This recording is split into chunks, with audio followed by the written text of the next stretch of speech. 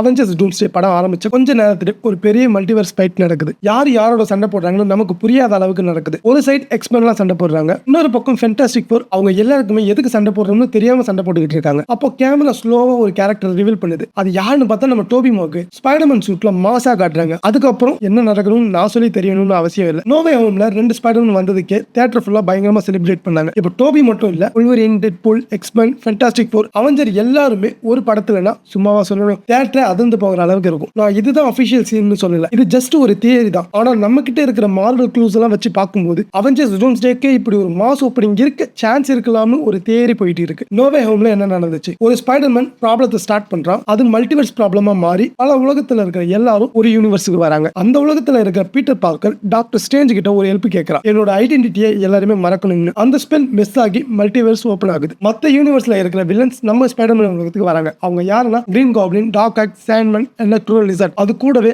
அந்த உலகத்துல இருக்கிற ஸ்பைடர்மேனுக்கு ஆல்டர்னேட் வெர்ஷனான டோபி அண்ட் ஆண்ட்ரூவும் வந்தாங்க. அந்த மூவியோட பெரிய மொமெண்ட் 3 ஸ்பைடர்மேனும் சேம் ஃப்ரேம்ல நிக்கிறது தான். அந்த சீனுக்கான ஆடியன்ஸோட ரெஸ்பான்ஸை பார்த்ததுக்கு அப்புறம் தான் மார்வலுக்கு ஒரு விஷயம் நல்லா புரிஞ்சிருக்கும், மல்டிவர்ஸோட இம்பார்ட்டன்ஸ் என்னன்னு. சோ நோ வே ஹோமுக்கு அப்புறம் அதை விட பெருசா என்ன பண்ண முடியும்னு யோசிக்கும் போது தான் வந்தாங்க ரூசோ பிரதர்ஸ். அவங்க மொத்த யூனிவர்ஸையுமே கொண்டு வரலாம்னு முடிவு பண்ணிட்டாங்க போல அவெஞ்சர்ஸ் டூம்ஸ்டே. இந்த மூவில டாக்டர் டூம் தான் மெயின் கேரக்டர். அதோட அனௌன்ஸ்மெண்ட்டே வேற லெவல்ல இருந்துச்சு. Different universe, different heroes, different timeline, multiverse collapse ஆனதால எல்லாருமே மொத்தமா அடிச்சுக்கிற நிலைமை வரலாம். அந்த தியரியிலே first major concept dream walking தான். நம்ம டாக்டர் ஸ்ட்ரேஞ்ச் மல்டிவர்ஸ் ஆஃப் மேட்னஸ்ல ஆல்ரெடி பார்த்திருப்போம் ட்ரீம் வாக்கிங் கான்செப்ட். ஒரு யூனிவர்ஸ்ல இருக்க வெர்ஷனை இன்னொரு யூனிவர்ஸ்ல இருந்து கண்ட்ரோல் பண்றது. பட் இது அன்ஸ்டேபிளான ஒரு பர்சனோட ட்ரீம்ல இருந்து இன்னொரு யூனிவர்ஸை டச் பண்ண ஆரம்பிச்சா ஒரு யூனிவர்ஸோட பவுண்டரியை பிரேக் ஆனா, அது மட்டும் இல்லாம எல்லா யூனிவர்ஸும் ஒரே வரிசையில ஓவர்லாப் ஆக ஆரம்பிச்சா அப்படி நடக்க போற அந்த யூனிவர்ஸ் கொலாப்ஸ்க்கு சென்ட்ரல் பாயிண்டா இருக்க போறது அவெஞ்சர்ஸ் இருக்கலாம், எர்த் 616 இருக்கலாம்னு ஒரு தியரி சொல்லுது. ஏன்னா மார்வல் யூனிவர்ஸ்ல முக்கியமான ஹீரோஸ் எல்லாரும் எர்த் 616 தான் இருக்காங்க. Avengers, Fantastic Four, Spiderman, X Men. So universe மோதிக்கும் போது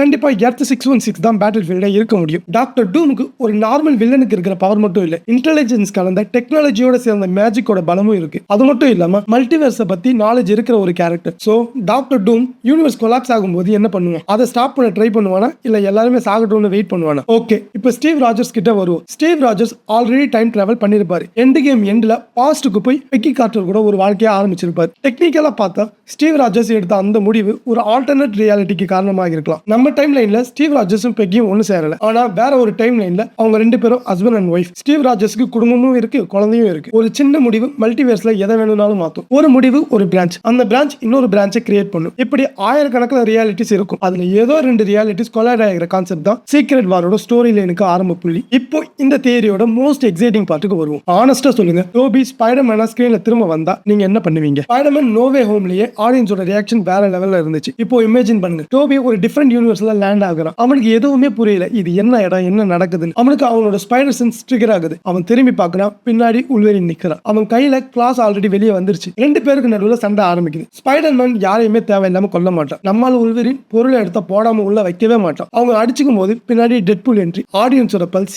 எங்கேயோ போயிடும். ஆனா ப்ராப்ளம் என்னன்னா அவங்க மொத்த எக்ஸ்மென் கேங்கும் இருக்கும். டோபி எக்ஸ்மென் யூனிவர்ஸ்குள்ள தவறுதலா வந்திருக்கலாம். அவங்களுக்கு அவன் ஒரு த்ரெட்டா தெரிஞ்சிருக்கலாம். ஆனா இதுல ஒரு சீரியஸ் பாயிண்ட் என்னன்னா ஸ்பைடர்மேன் எக்ஸ்மெனை கொல்ல மாட்டான். அவன் சண்டை போட்டு தப்பிக்க தான் பார்ப்பான். அதனால எக்ஸ்மெனுக்கு ஒரு விஷயம் புரியலாம், இவன் நம்மள கொல்ல பார்க்கலன்னு. அந்த மொமெண்ட்ல சண்டை நிக்குது. அப்பதான் உண்மையான ஆபத்து வருது. டாக்டர் டூம் என்ட்ரி. பெரிய இன்ட்ரோ இல்ல, தேவையில்லாத டைலாக்கும் இல்ல, ஜஸ்ட் ஒரு மாஸ் வாக்கிங் மட்டும் போதும். இந்த ஒரு சீனுக்கு தான் மார்வல் ஃபேன்ஸ் வெயிட் பண்ணிக்கிட்டு இருக்காங்க. ஏன்னா டாக்டர் டூமா வரப்போறது on DJ. Avengers and X-Men already சண்டை போடுறாங்க. ஃபென்டாஸ்டிக் ஃபோர்ஸ் எப்படியாவது சர்வைவ் ஆகணும்னு ட்ரை பண்றாங்க. ஸ்பைடர்மேனுக்கு ஒண்ணுமே புரியல. டாக்டர் டூமோட எண்ணம் அவங்கள வெயிட் பண்ணி செய்யணும்னு. ஃபர்ஸ்ட் அவங்களுக்குள்ளேயே சண்டை போட விட்டுட்டு அப்புறம் டாக்டர் டூம் வச்சு செய்வோம். இந்த தியரியில ஹியூக் ஜாக்மனும் டோபி மார்கும் ஒன்னா இருக்கிறது ஜஸ்ட் நாஸ்டாலஜியா இல்ல. 2 பேரும் டிஃபரெண்ட் ஜெனரேஷனை ரெப்ரசென்ட் பண்றவங்க. Tobey early 20s Spiderman era, Hugh Jackman X Men era, Deadpool modern Marvel era, fantastic four new MCU era, Avengers current MCU. So டெக்னிக்கலா இந்த ஒரு மூவில மார்வல் சினிமாவோட மொத்த ஜெனரேஷனும் ஒன்னா வர போறாங்க. அதுதான் அவெஞ்சர்ஸ் டூம்ஸ்டேவோட பிக்கெஸ்ட் பொட்டன்ஷியலா இருக்கும். டோபி ஸ்பைடர்மேன் எக்ஸ்மென் கூட ஃபைட் பண்ணா யார் வின் பண்ணுவாங்க, ஸ்பைடர்மேனா இல்ல உல்வரினா? ஆனஸ்டா சொல்லணும்னா ஸ்பைடர்மேன் ஃபுல் பவரை யூஸ் பண்ணா ரொம்பவே டேஞ்சரஸா இருப்பான். ஆனா ஃபுல் பவரை யூஸ் பண்ண மாட்டான். அதுதான் அவனுக்கு இருக்கிற ப்ராப்ளம். உல்வரினுக்கு ஹீலிங் எபிலிட்டி ஸ்பைடர்மேனை விட அதிகம். ஆனா பீட்டரோட பலம் வெப் இல்ல, அவனோட இன்டெலிஜென்ஸ், ஸ்பைடர் சென்ஸ், அதோட இம்ப்ரவைசேஷன். அதை விட முக்கியமான விஷயம் he doesn't give up. அதனால தான் ஸ்பைடர்மேனை பீட் பண்றது கொஞ்சம் கஷ்டம். இதுதான் அவெஞ்சர்ஸ் டூம்ஸ்டேவோட ஸ்டோரின்னு நான் சொல்லல. இது வெறும் தியரி தான். மார்வல் இப்படி தான் அவங்க மல்டிவர்ஸை பில்ட் பண்றாங்க.